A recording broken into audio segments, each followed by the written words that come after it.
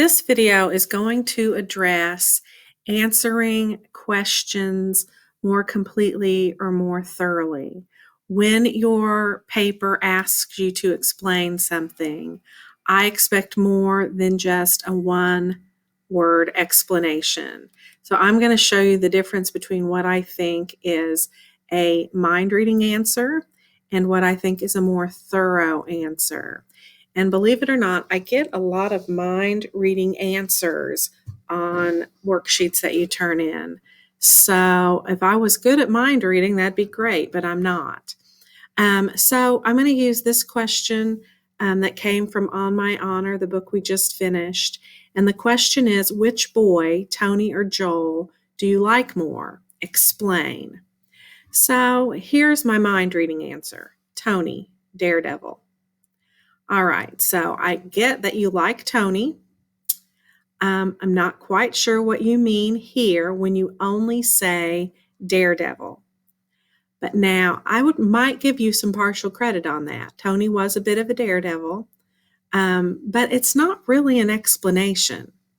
However, if we look at this, and this is not necessarily complete sentences.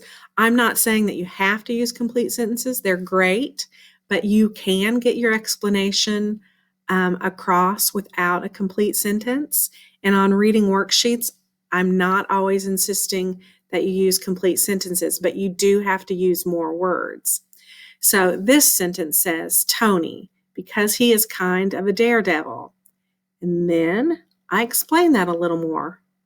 He does some crazy things like jump off his roof with a sheet trying to fly, but he seems like he would be fun to hang out with.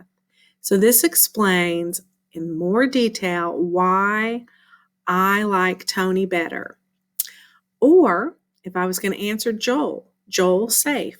Well, that is a mind reading answer. Is he safe because he lives in a safe home, or what does safe mean here? So here's more explanation.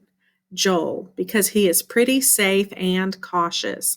I don't like to do dangerous things or break rules, so I like him better. So this is a more thorough answer, and that's what I want from everyone. So think about it, work out your thoughts, and write them down on paper. Whenever you see explain, that means I'm going to want more information. And usually there's several lines for that. Here there isn't because I erased the lines so that I could type this here. But when you see a question that has 3 or 4 lines, you should know, well, I need to write more.